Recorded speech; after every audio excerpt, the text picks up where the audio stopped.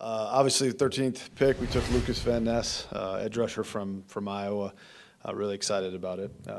Obviously, big man, powerful, fast, explosive, really big upside, and we're really excited to get him.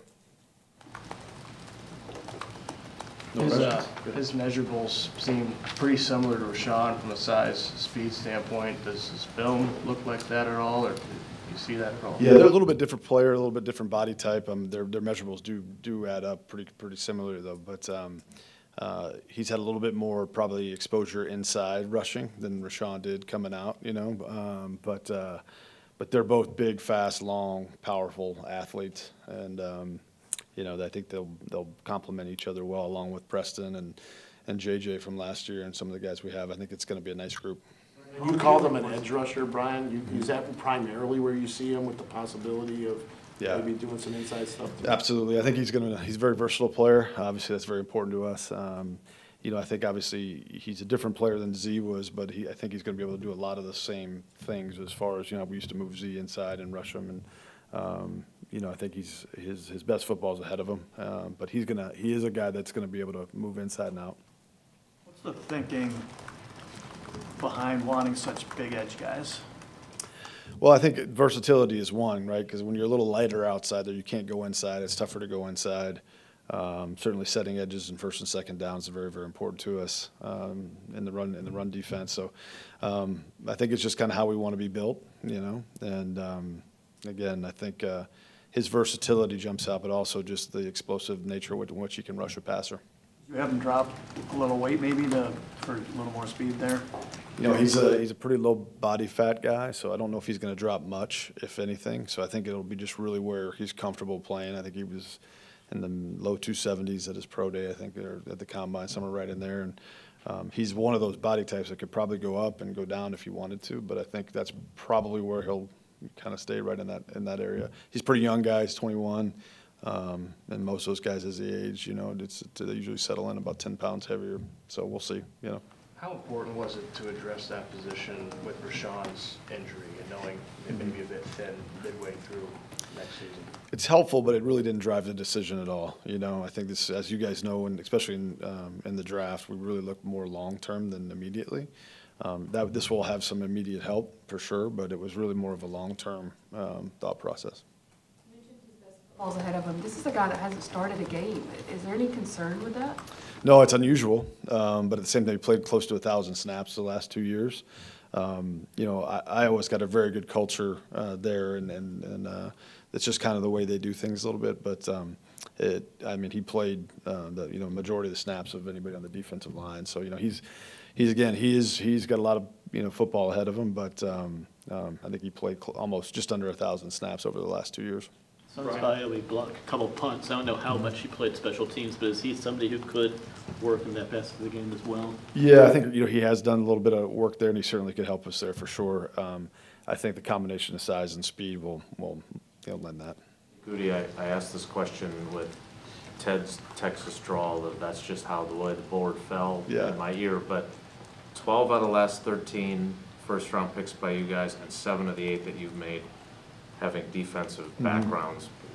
Is that on purpose? Is that really just how the board fell? And when you invest that much in the defense, what does that tell you about where your expectations should be? Yeah, the first part of it, I think it's just a little bit coincidence. It's not certainly something that we intentionally try to do, but at the same time, it's unusual that's that many years. And But I do think the expectations are high. I sat here last year, said the same thing, and I think we had really good moments last year, but the consistency has to be better.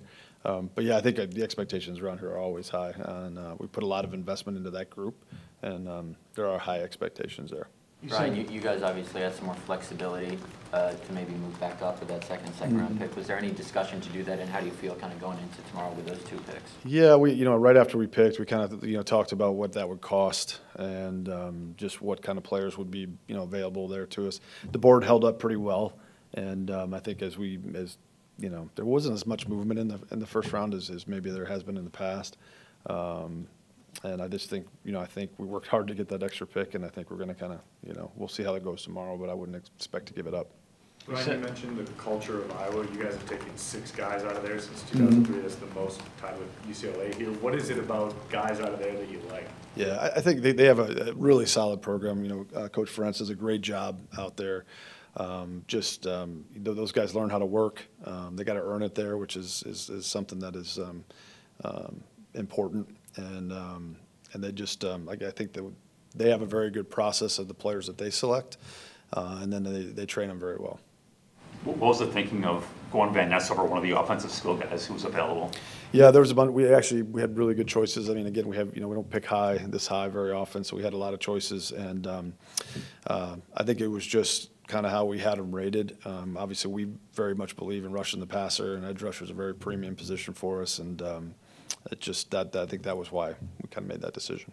You feel good about what's left over for tomorrow? Yeah, I mean, like I said, the board held up strong. I feel good about tomorrow. It's always, you never know, but I feel good going into these next 2 days. You said that you wouldn't do the pick swap in the trade if you didn't feel like it was important. When you did that, was Lukas someone you were specifically targeting to try to get up, and maybe he wouldn't have been there at 15? Yeah, we had a few guys. He was one of them. But yeah, I mean, again, you really never know how it's going to fall. I thought this year's top of the draft was a little bit more unpredictable than some others. But you never really know how it's going to fall, and if those players would be there if you move back or if you stayed at 15 or so. We were happy to take him at 13, and we're excited to get him up here and part of the group.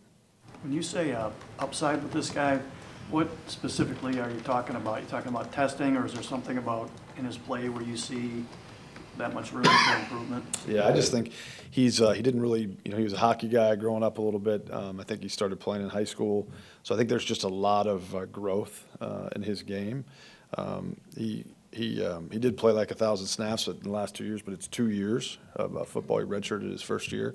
So I just think there's a lot of growth there, and the physical traits are all there for him to grow, so there's no real limitation on him.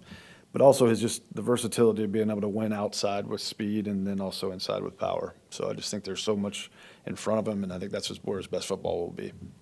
Speaking of that, do you think things have changed a little bit with the draft? Like, I remember Kenny, 7 years ago, he was 20 years old, you were projecting there.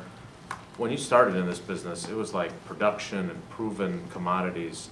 You weren't necessarily drafting on potential. Now you took a guy, I know he played 1,000 snaps, but he didn't start. I mean, yeah. Is there a philosophical shift that you've seen in your time doing this? No, Jason, I don't think so at all, actually. I think if from the time I started, the traits, I mean, Ron came from the Raiders, and so traits were very, very important to us, the whole time through. So I wouldn't really say things much has changed at all. I mean, production is important. There's no doubt about it. And I think in Lucas's case, he was very productive. I think in his snaps, he had 46 pressures and 7.5 sacks, and he's produced in his opportunities. Pass rushers that's a I think you grow as a pass rusher when you come into the National Football League. The tackles in this league and the guards in this league are very, very good. So at some point you have to have some kind of physical trait to beat a guy, and just like Rashawn, Lukas has those. Have you scouted many players with deep hockey backgrounds the way that Lukas does, and in what ways does that maybe translate to football? Yeah, that's a great question. I don't know. I'm sure we have. It's obviously they're both physical sports. I got a 13-year-old that loves it and plays it all the time, but I don't. The physicality is maybe some crossover, work ethic, those kind of things. But in the past, I'd have to go back and kind of look through stuff to see if there was any hockey guys. Slippery field, maybe? Maybe. Brian, you've assembled a lot of talent on defense over the last couple of years. How much better do you expect that side of the ball to play, and how can that help you as you transition your team a little bit? Yeah, like I was saying earlier, we have high expectations for that group. And I think, obviously Rashawn's coming off an injury, but we have some young players that are really coming into their own. I mean, I think we're all excited to see what Quay can do. Devondre Campbell. We've had Ja's been playing at a premier level for a long time. So, Eric Stokes is going to be coming off an injury too. So getting all those guys back and really letting them go, I think we have very high expectations. They're a good group of guys, but there's so much work to be done between now and in games. There's definitely high expectations. But that's we wouldn't have it any other way. A few more, please. Brian, going into tomorrow night with 3 picks, What's the process like tomorrow? Do you guys have a lot of discussions, again, beforehand, or is it, hey, the board is set, we're ready, you just wait for 6 o'clock to roll out? As you can imagine, most of this work's been done prior. I do think we will get together in the morning and we'll kind of, walk through what happened tonight and kind of look at how our board sits, where our numbers sit, and just kind of, see where the board is, because the board changes obviously as these rounds go on. So depending on where the board is strong, just kind of talk about some strategy as far as if we want to move around. The phones were very, very quiet tonight compared to usual. So I would imagine that they would pick up tomorrow. So we'll see. But yeah, we'll kind of go through that in the morning, and then I think everyone likes to get away for a couple hours and then get back in here and get ready to go. So Brian, besides his physical growth at Iowa and his academics, is there one other story that you can think of that convinced you that when this kid gets here, he's going to work at it every day to take it to the next level? Yeah, I think certainly in the through the fall and then our kind of our pre-draft process in February, he was one of the premier edge rushers in this class. For me, we saw him at the combine, and that was very impressive. I was at the Iowa Pro Day, and I think, it's no different than a lot of these guys. It just helps, that all helps it come together. And then, he's the character of the guy really checked out. He's a culture guy for us. He's a fit here. I think he's a worker. It's really important to him. And I think that always gives you comfort because, whatever talent he has in his body, if he'll work, he'll get there.